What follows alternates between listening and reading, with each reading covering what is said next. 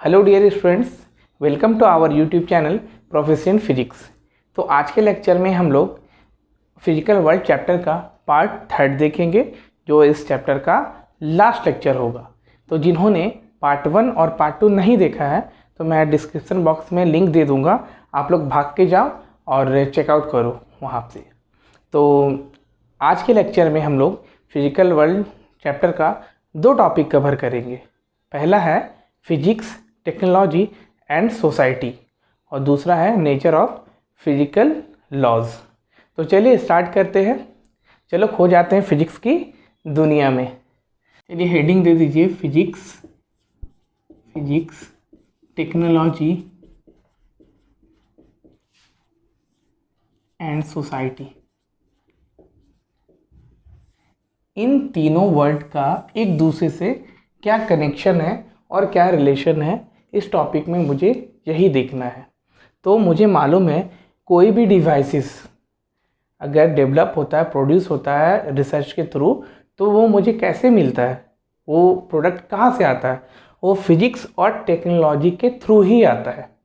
जैसे mobile, computer, train, बस, car, जितना भी आपका फिजिक्स से रिलेटेड ऑब्जेक्ट है या डिवाइसेस है, तो फिजिक्स और टेक्नोलॉजी के थ्रू मुझे ऑब्जेक्ट मिला और वो ऑब्जेक्ट कहाँ गया डायरेक्ट, मेरे सोसाइटी में, है ना। सोसाइटी में हम लोग यूज़ कर रहे हैं। तो समझ में आया कैसे फिजिक्स, टेक्नोलॉजी और सोसाइटी एक दूसरे से इंटरकनेक्शन है। तो ये टॉपिक को हम लोग अच्छे से देखने के लिए 3 लाइन का यूज़ करेंगे और अच्छे कॉन्सेप्ट के साथ इसे समझेंगे। चलिए देखिए पहला पॉइंट क्या है। All these are interconnected. Means physics, technology और सोसाइटी एक दूसरे से इंटरकनेक्टेड है। दूसरा पॉइंट है समटाइम्स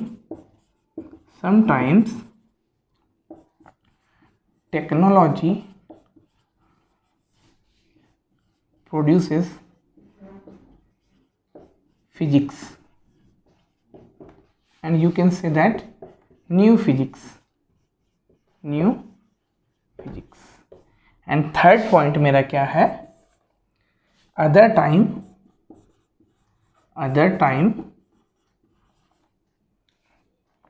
physics produces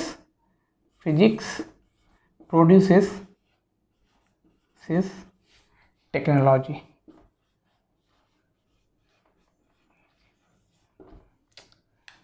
क्लियर है ये 3 पॉइंट। अब मुझे ये 3 पॉइंट का डिस्कशन करना है। क्या करना है ये देखो। All these are interconnected. Physics, technology and society एक दूसरे से क्या है, इंटरकनेक्टेड है। वो आपको बताएं फिजिक्स टेक्नोलॉजी के थ्रू मेरा जो डिवाइस प्रोड्यूस होगा वो कहाँ जाएगा, सोसाइटी में।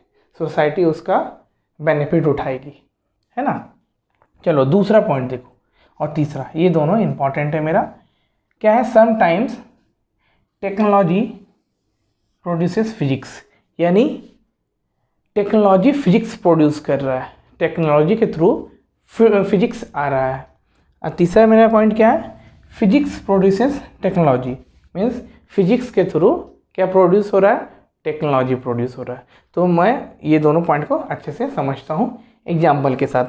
The technology produces physics means क्या होता है, ठीक है, कोई भी पर्सन अपने टेक्नोलॉजी से, अपने टेक्निक से, है ना, एक डिवाइस का डेवलपमेंट किया, एक डिवाइस का रिसर्च किया, ठीक है। वो कोई भी फिजिक्स का लॉ और प्रिंसिपल नहीं जानता है, नहीं यूज़ किया डिवाइस बनाने के लिए, लेकिन जब डिवाइस बन गया तो डिवाइस के बारे में स्टडी किया और इसमें देखा कि ये मैकेनिज़्म यूज़ हो रहा है, तो उस मैकेनिज़्म को क्या नाम दे दिया, न्यू फिजिक्स, है ना।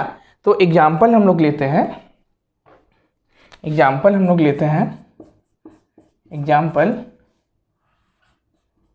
Steam engine. स्टीम इंजन ही एग्जाम्पल क्यों ले रहे हैं ये बताते हैं। 18th सेंचुरी को इंग्लैंड में एक इंडस्ट्रियल रिवॉल्यूशन हुआ। क्या हुआ, वहाँ पे स्टीम इंजन के थ्रू ट्रेन चलने लगा। तो ट्रेन चलना बहुत बड़ा बात माना जाता है, क्योंकि ट्रेन से passenger one place to another place आसानी से लॉन्ग डिस्टेंस ट्रैवल कर सकता है, ठीक है, स्टीम इंजन से। तो वहाँ पे फिजिक्स का लॉ और प्रिंसिपल के थ्रू नहीं, उस कुछ किसी के दिमाग में कुछ टेक्निक आया तो वो स्टीम इंजन बना दिया। लेकिन फिर क्या हुआ, स्टीम इंजन को अब स्टडी करने लगा। तो स्टीम इंजन का स्टडी जब हुआ तो उससे पता चला कि न्यू फिजिक्स इसमें लगा है। तो उस फिजिक्स का नाम क्या था? थर्मोडायनेमिक्स। थर्मोडायनेमिक्स। तो इसमें थर्मोडायनेमिक्स में स्टीम इंजन से क्या मिला मुझे स्टडी करके? थर्मोडायनेमिक्स। और इसमें बहुत सारा लॉ पढ़ने को मिला। तो उस ये स्टीम इंजन का रेफरेंस और थर्मोडायनेमिक्स और लॉ का रेफरेंस से फिर क्या प्रोड्यूस हुआ? हीट इंजन, है ना, हीट इंजन, जो आजकल हम लोग यूज़ कर रहे हैं डेली लाइफ में, ठीक है, व्हीकल में। और जहाँ पे यूज़ होता है तो हम लोग कहाँ पे यूज़ कर रहे हैं? हीट इंजन में। जब स्टीम इंजन जब डेवलप हुआ था तो क्या हुआ था, स्टीम इंजन के थ्रू मुझे एफिशिएंसी अच्छा नहीं मिलता था। तो हम लोग ये स्टीम इंजन का रेफरेंस लेके और थर्मोडायनेमिक्स का रेफरेंस लेके एक न्यू इंजन बनाए, हीट इंजन, जो मुझे अच्छा परफॉर्मेंस देता है, अच्छा एफिशिएंसी देता है। तो समझ में आ गया सभी को? टेक्नोलॉजी प्रोड्यूसेस फिजिक्स, कैसे टेक्नोलॉजी फिजिक्स को प्रोड्यूस करता है, ठीक है। कॉन्सेप्ट समझ में आ गया? देखो थर्ड पॉइंट क्या है? Physics produces technology. ये तो समझ में ही आ रहा है, एकदम सिंपल सा है। Physics produces technology means physics का लॉ और प्रिंसिपल का स्टडी करके हम लोग कोई भी डिवाइस बनाएंगे, है ना, और वो डिवाइस कहाँ जाएगा? सोसाइटी में जाएगा। तो एग्जाम्पल क्या ले लेते हैं हम लोग? एग्जाम्पल ले लेते हैं wireless communication system technology. Wireless communication technology किसका एग्जाम्पल है? Physics produces technology means physics पढ़ के हम लोग basic law of electricity and mechanism पढ़ के, यानी इलेक्ट्रोमैग्नेटिज्म पढ़ के हम लोग क्या प्रोड्यूस किए? एक डिवाइस प्रोड्यूस किए, एक टेक्नोलॉजी प्रोड्यूस किए। उसका नाम क्या है? वायरलेस कम्युनिकेशन सिस्टम, जिसके थ्रू हम लोग without wire mobile phone, radio, TV, ये सब का यूज़ कर पा रहे हैं, ठीक है, समझ में आ गया? चलिए डिस्कस करते हैं नेचर ऑफ फिजिकल लॉ। तो हेडिंग आप लोग दे दो, nature of physical law, nature of physical law. चलिए देखिए, एकदम कॉन्सेप्ट के साथ सीखना है। तो हम लोग जब डेफिनेशन फिजिक्स का देखे थे तो क्या उसमें हम लोग देखे थे, जो फिजिक्स का लॉ और प्रिंसिपल है वो डायनेमिक होता है, मीन्स टाइम टू टाइम वो चेंज कर सकता है। कैसे चेंज करेगा? फिजिसिस्ट और साइंटिस्ट का प्रेडिक्शन, ऑब्जर्वेशन, एक्सपेरिमेंटेशन से वो चेंज हो सकता है ना। जैसे आप एग्जांपल ले लो, प्लूटो मेरा पहले क्या था? प्लेनेट था। तो उसे क्या किया? कुछ क्राइटेरिया फुलफिल नहीं किया तो उसे प्लेनेट से हटा के उसको ड्वार्फ प्लेनेट में कन्वर्ट कर दिया गया। तो कैसे देखें ना, डायनेमिक था इसलिए वो चेंज कर दिया गया। तो इसी तरह मेरा क्या है, जो हम लोग देखे थे, law, principle, forces and quantities may be changed with respect to time, है ना। टाइम के साथ आपका law, principle, forces, quantities change हो सकता है। ये हम लोग डेफिनेशन में पढ़े थे कि डायनेमिक होता है। लेकिन बट समटाइम्स आपका law, principle, forces and quantities does not change. With respect to time, है ना।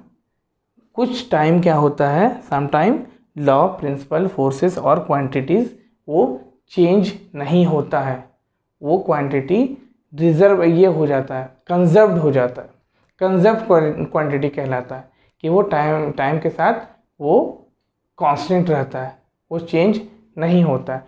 तो कंजर्व्ड क्वांटिटी को हम लोग फाइंड आउट करने के लिए कुछ लॉ है जिसको हम लोग बोलते हैं कंजर्वेशन ऑफ लॉ। तो वो कंजर्वेशन ऑफ लॉ हमारा बहुत सारा है, ठीक है। जैसे एग्जांपल के लिए हम आपको बताते हैं, आप लोग पढ़े भी होंगे, है ना।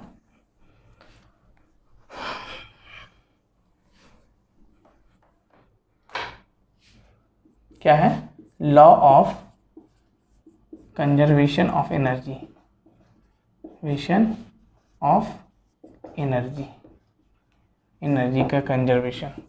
फिर आप देखे होंगे law of conservation of momentum, momentum, और देखे होंगे और सारा है law of conservation of charges, है ना।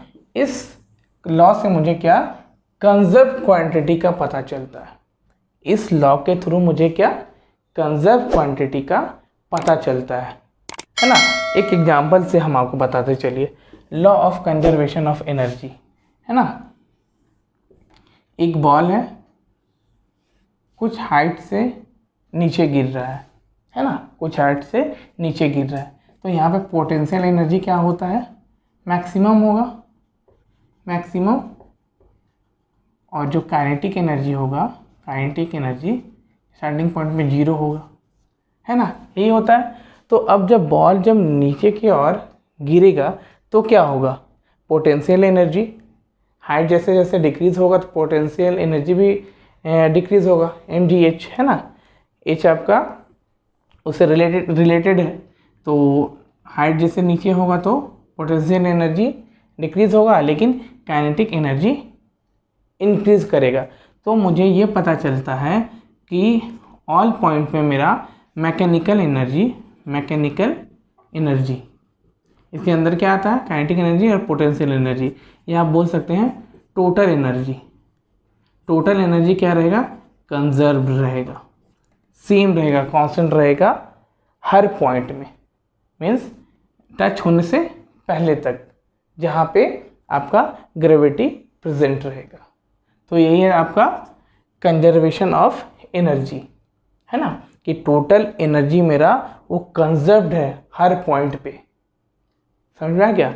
जैसे भी कुछ भी मेरा कन्वर्ट हो रहा है, क्या कन्वर्ट हो रहा है, पोटेंशियल एनर्जी से काइनेटिक एनर्जी में कन्वर्ट हो रहा है, लेकिन मेरा total energy, mechanical energy conserved है, सेम है हर पॉइंट में। तो डेफिनेशन क्या होता है मेरा, law of conservation of energy का, energy can neither be created और destroyed but it can transfer one place to another place, है ना। तो इसी तरह दो और कंजर्वेशन ऑफ मोमेंटम और चार्जेस हैं, वो आप लोग पढ़े होंगे, ठीक है। ये सिर्फ एग्जाम्पल के लिए था। आई थिंक आप लोग नेचर ऑफ फिजिकल लॉ समझ गए होंगे, ठीक है। तो नेक्स्ट जो चैप्टर होगा मेरा होगा यूनिट एंड मेजरमेंट, और वहाँ पे हम लोग डीप से पढ़ेंगे, अच्छे से पढ़ेंगे, क्योंकि वहाँ से मेरा नीट और जेई में क्वेश्चन आता है। तो आज का लेक्चर यहीं पे ख़त्म करते हैं, है ना। बाय, जय हिंद।